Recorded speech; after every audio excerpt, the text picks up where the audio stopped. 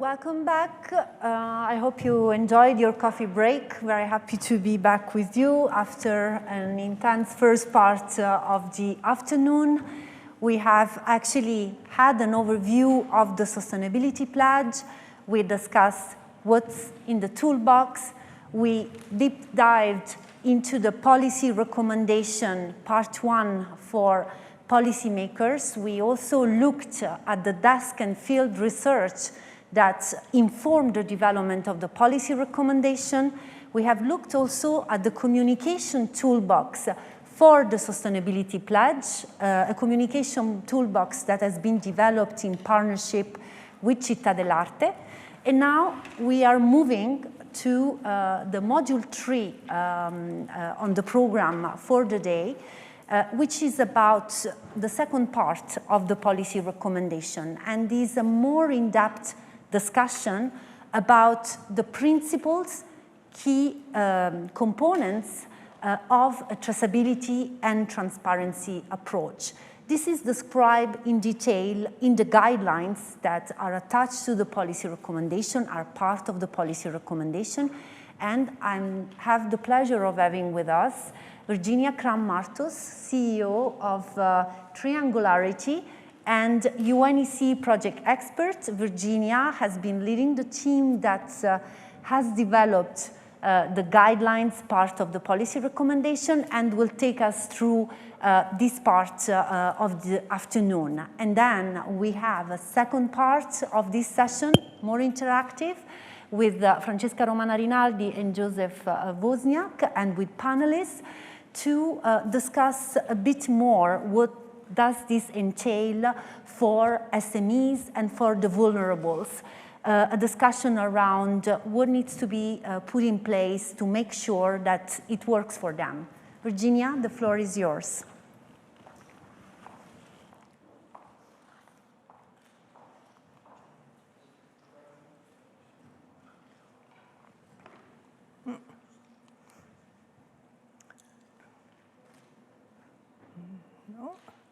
Sorry, I'm just trying to get to the first slide. Okay.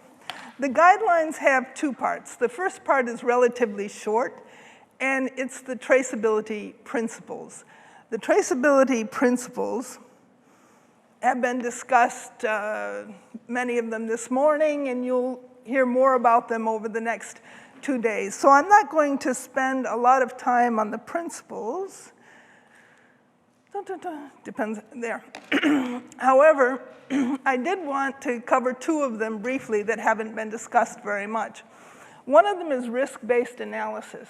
Risk-based analysis is very important from the standpoint of setting priorities and controlling the costs.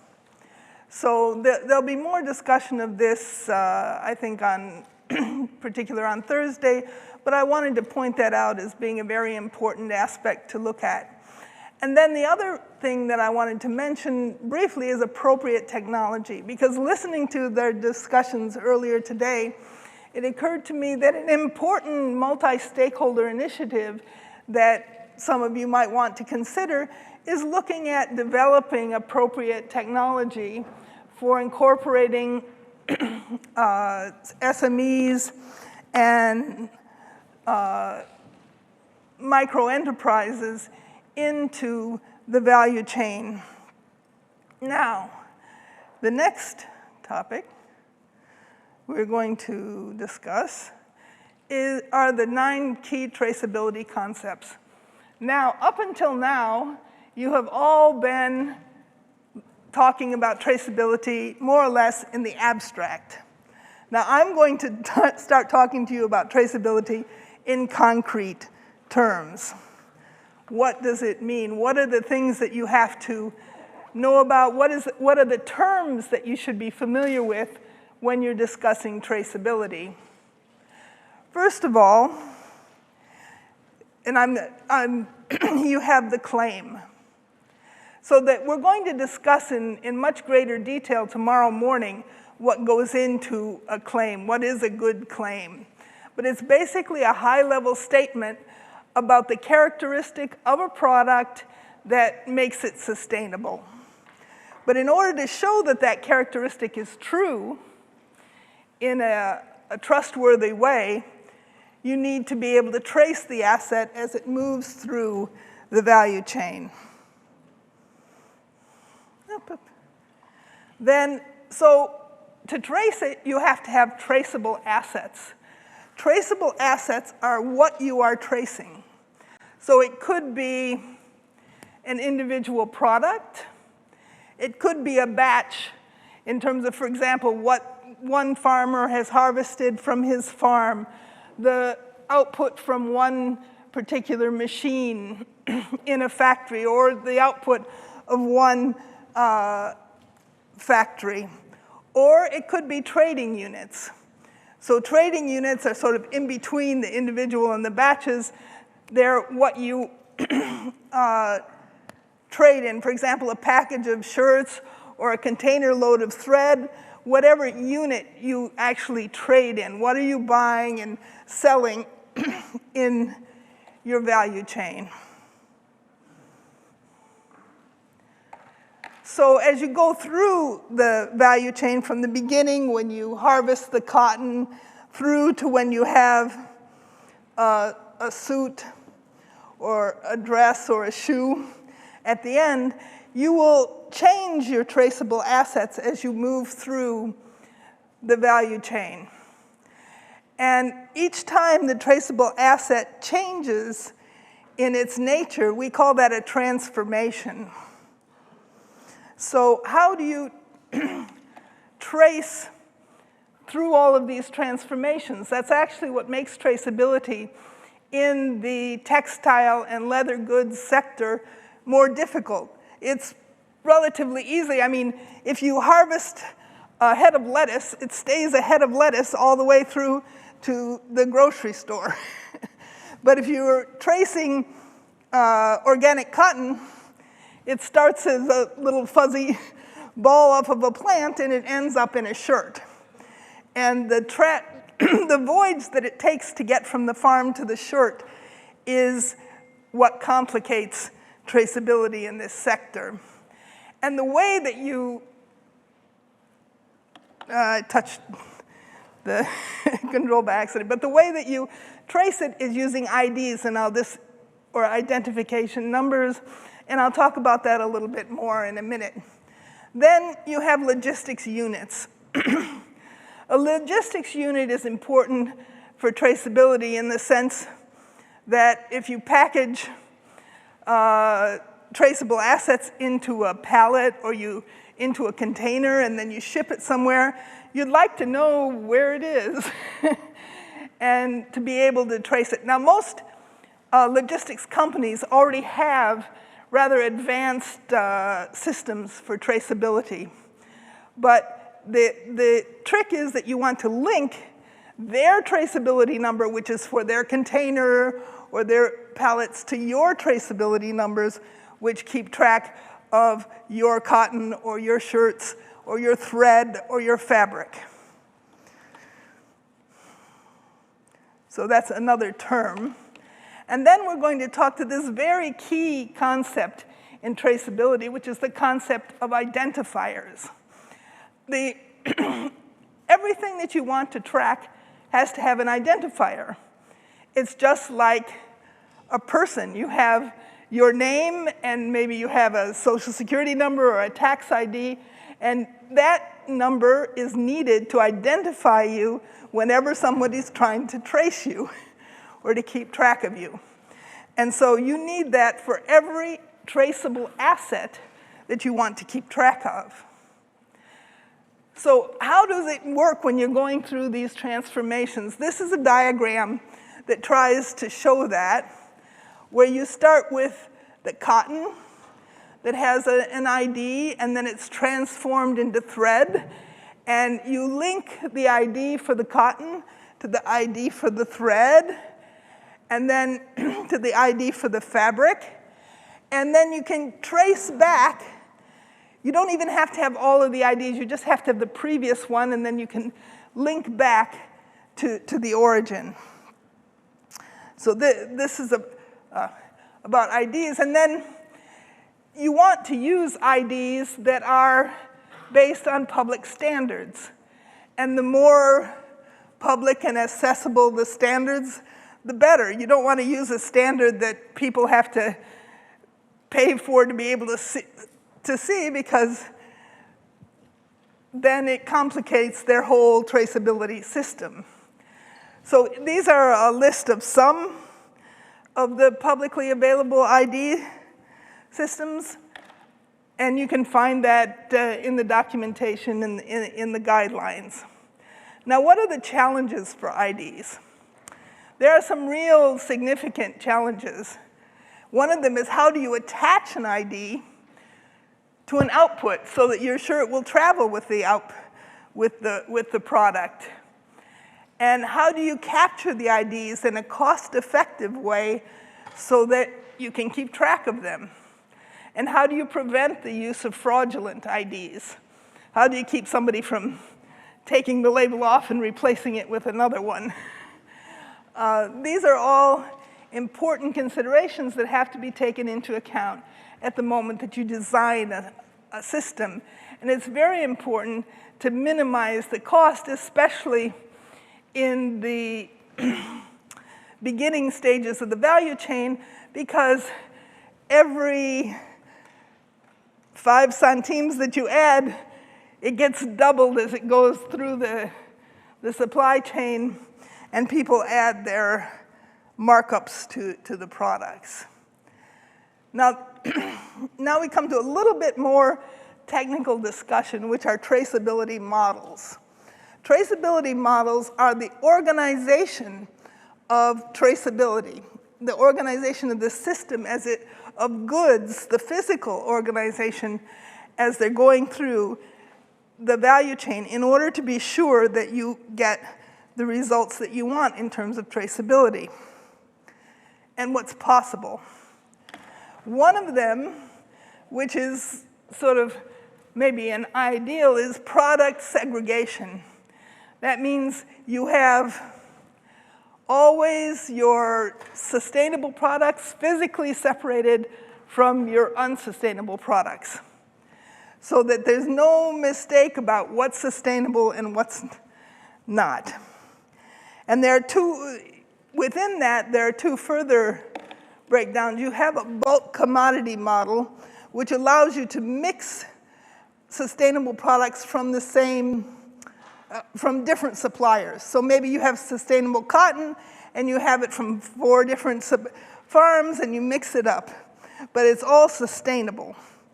So that's a bulk commodity model.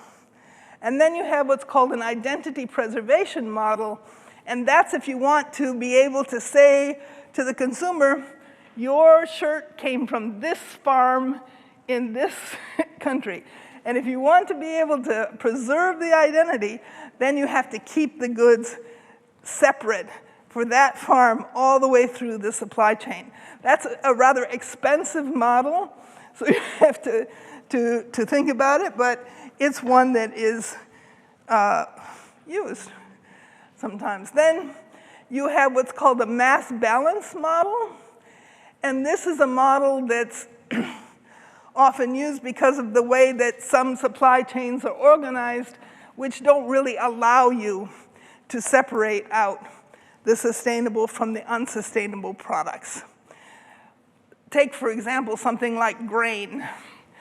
When you have a silo full of corn or wheat, it's kind of difficult to separate out what was sustainably farmed and what wasn't.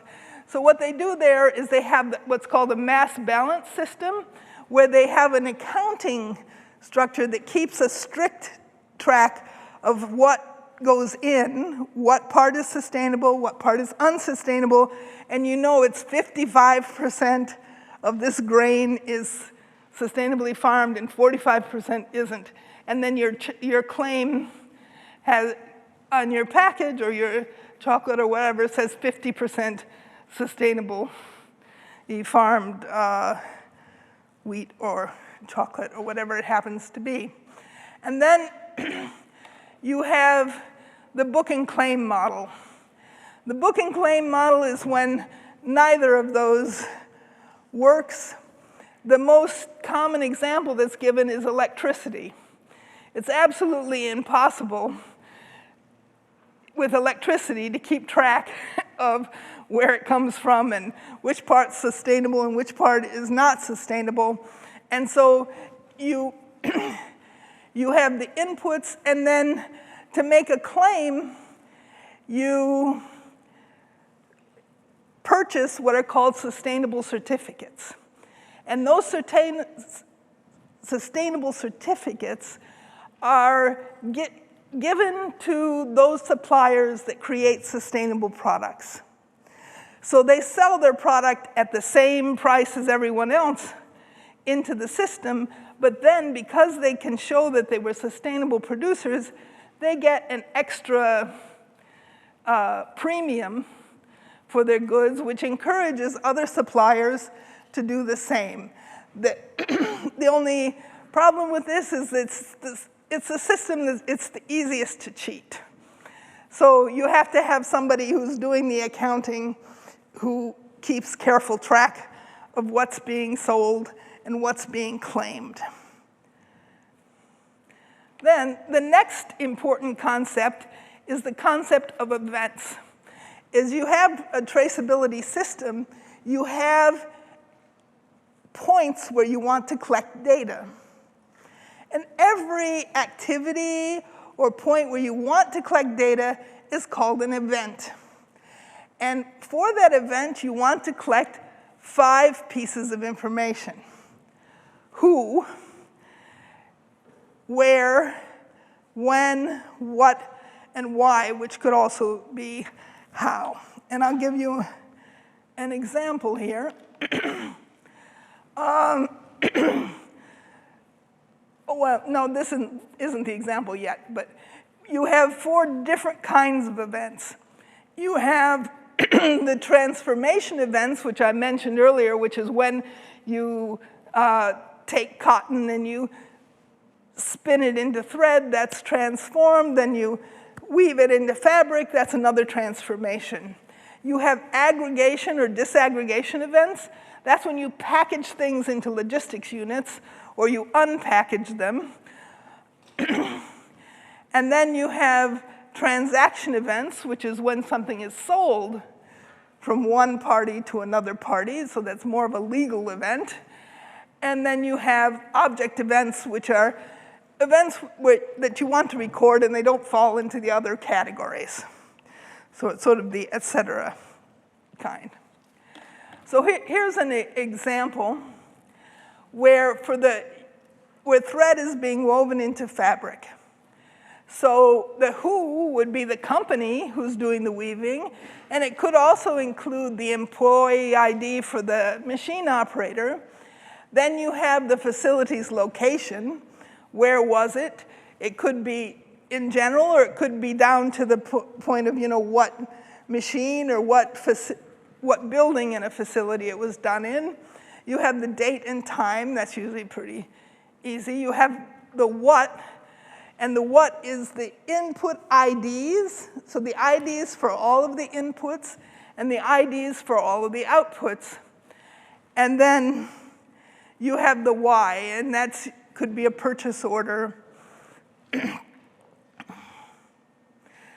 And this is a more specific events with actual examples of data, which I'm not going to go through. You can see this in the guidelines. Okay, there. So how do events and IDs create transparency? Because so far, we've kept track of where the goods are, but we haven't done anything about collecting information about what's sustainable. So how do the two link together? They link together because in order to show sustainability, you usually have to have certification or inspections or some kind of report. And you link the IDs in an event to the IDs of the sustainability information. And the way that this works, which is to help provide a certain amount of I want privacy, but control over data, is that quite often you make all of the event data available in general so that anyone can find the event data. But when they want the sustainability data that's linked to the event, then they have to make a separate request through a computer, not personally. Okay, and these are the kinds of, when I want it to move, it doesn't move. When I don't. So these are the kinds of data that you can link to events. Up. So then in traceability, you talk about entry and exit points. The entry and exit points are where you begin tracing and where you end tracing, because it's not always possible to trace from the very moment that material was created. So perhaps you can only trace it from the moment it goes to a cooperative, or perhaps only from the moment when it's ginned, if it's cotton. So that's the entry point. And then the exit point is wherever you stop tracing it. And right now, that's usually when it arrives, for example, in a retail store. But in the future, there may be a desire to have traceability that goes beyond that into the post-consumer stage. Then, to show the trustworthiness of your data, to show that people can have faith in what you've said, you have to have verification criteria and a verification process. And the verification criteria have to be decided on at the moment that you design your system. Because what kind of traceability and what kind of sustainability information and system you establish will depend upon what are the verification criteria that you've set out. Who's responsible for the information? What is the status of the assets when they begin traceability, when they end traceability? What are the procedures that are supposed to be followed? And then the verification process is like an auditor.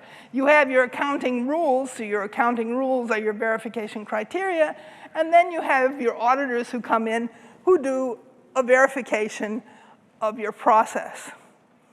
And you don't do that every time, you may not do it every year, but periodically you have someone go in and do a verification of your process.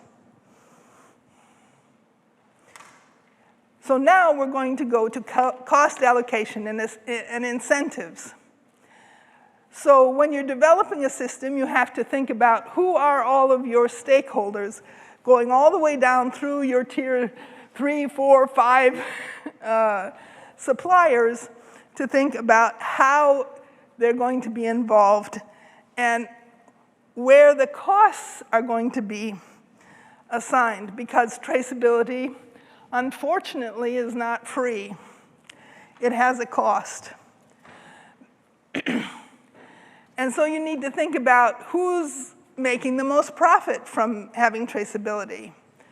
What is the relative price of the outputs? If someone's output is, you purchase it for 20 centimes, you're not going to ask them to invest 10 centimes per item for traceability.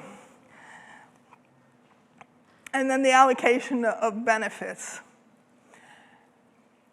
And then these are described in more detail in the guidelines, so I'm not going to go into this because we've also discussed most of this already under discussions on incentives. And this is the same. These are non-financial incentives. And then I'm going to talk very briefly also about technology. So technology can be a key element in managing risk and improving compliance, increasing speed and efficiency, and providing universal access to data. Here's a list, And I think a couple of people have already gone through some of these technologies and mentioned them earlier, in particular blockchain. But artificial intelligence can be very useful, for example, in terms of risk analysis. Internet cloud services can be important if you're collecting a lot of data from Internet of Things devices. And then that question of how do you attach the ID to the product? There's more and more research work being done on that, and that includes not just QR codes, which we've had lots of QR codes at this conference, but also things like DNA markers, chemical markers, radio frequency IDs, and near-field communication IDs. There's a lot of work being done in that area, which is very interesting and can support more cost-effective traceability. Then challenges. I think we've mentioned this challenge before, and I think this is really important, is implementing with small and vulnerable partners. And as I said, I think it would be good to have a multi-stakeholder initiative in that area, and ensuring data quality, because, for example, in a blockchain, you can trust that what you wrote on the blockchain is good and it's going to stay there, but if it's bad data, it stays bad data forever. And cost and access and data quality are really important, especially that data quality. Then this is an outline of the whole contents of the guidelines.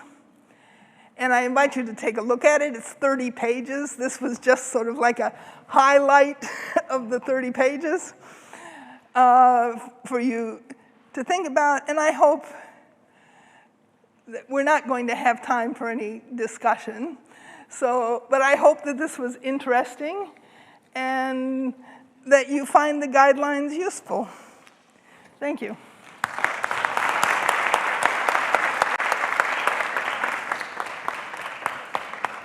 Thank you very much, Virginia, for driving us through this journey, because these are complex concepts.